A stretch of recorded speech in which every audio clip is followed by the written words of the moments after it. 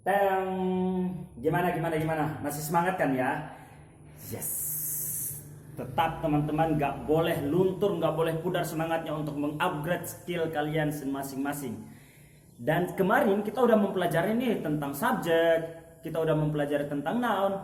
Sekarang saatnya kita mengenal apa sih verb itu, apa sih kata kerja itu. Nah, kata kerja adalah dimana kita melakukan suatu kegiatan, ya kan ya, pasti teman-teman tahu hal itu.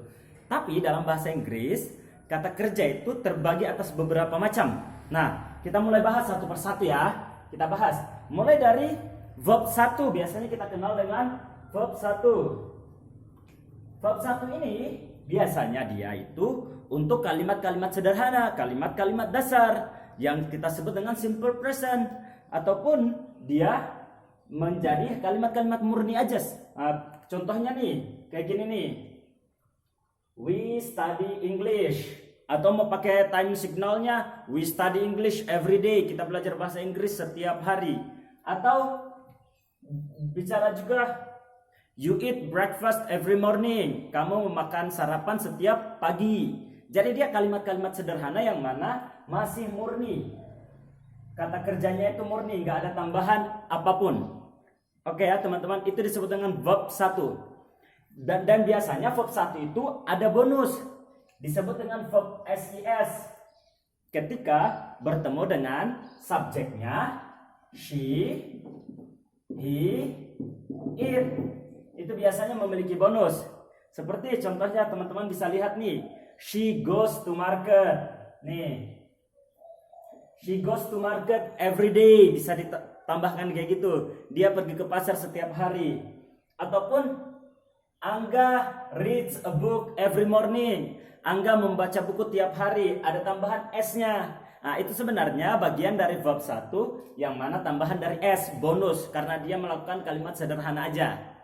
Sampai sini paham ya teman-teman ya? Jadi cuma ada namanya kalimat murni, verb 1 yang mana bisa menjadi we study English every day, you eat breakfast every morning, atau ketika subjeknya she, he, it, maka dia akan menjadi she goes to market, Rani goes to market, Rani eats breakfast, ataupun Angga reads a book.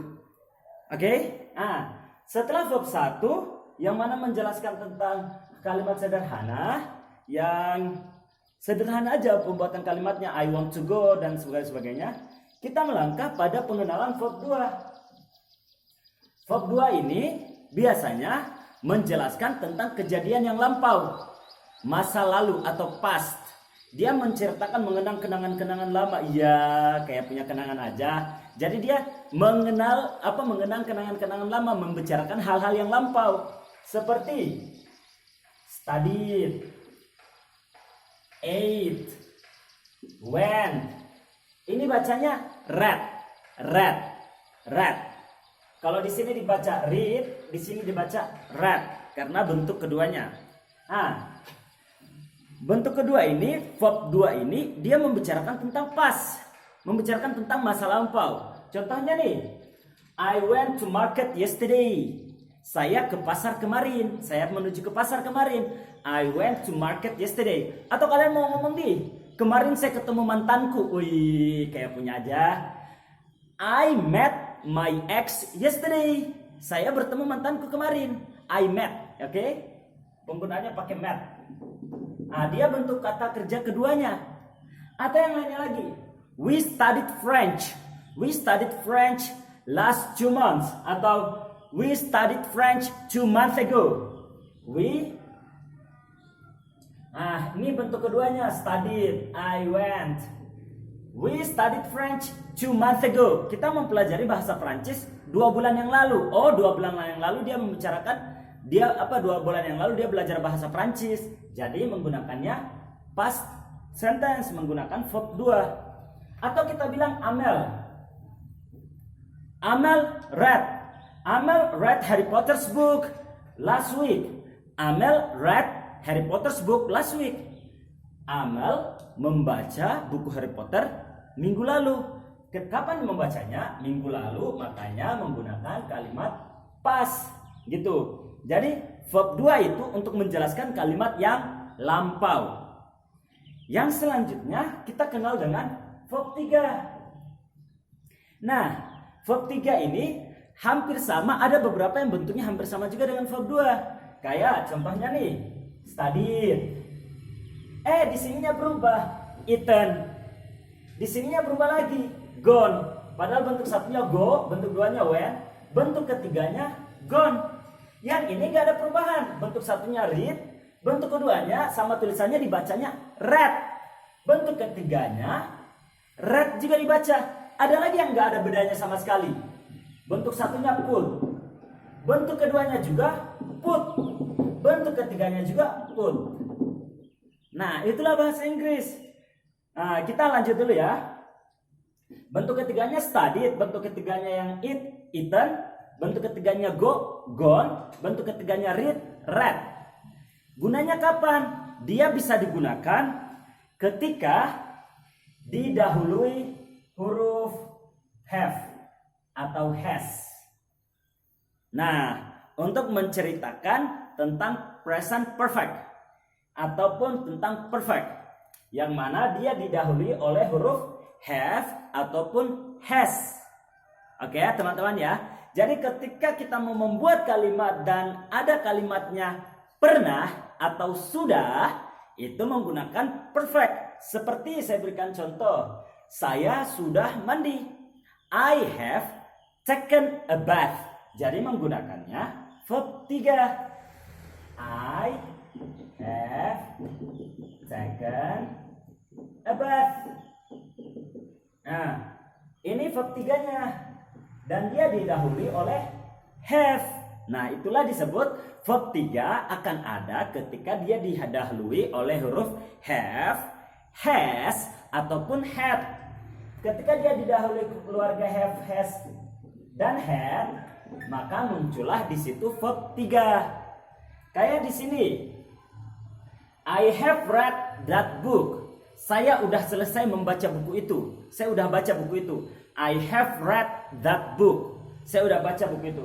Atau nih, she, atau kita ganti she ini pakai nama Kinan. Kita ganti pakai nama Kinan. Nah, Kinan has studied English. Kinan udah mempelajari bahasa Inggris.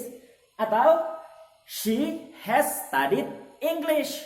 Nah, dia sudah mempelajari atau dia pernah mempelajari bahasa Inggris. Jadi verb 3 bakalan muncul ketika dia didahului oleh huruf has, have, ataupun had. Ada bonus juga ternyata. Bisa juga verb 3 itu muncul kalau kalimatnya menjadi pasif. Kalimat pasif itu kayak gimana? Saya dipukul. Yang mana dalam bahasa Indonesia itu pakai imbuhan di atau ter.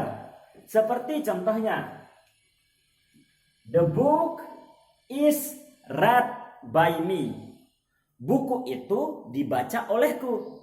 The book is read by me. Buku itu dibaca olehku. Ataupun that rice is eaten by him. That rice is eaten by him. Nasi itu dimakan olehnya. Eaten.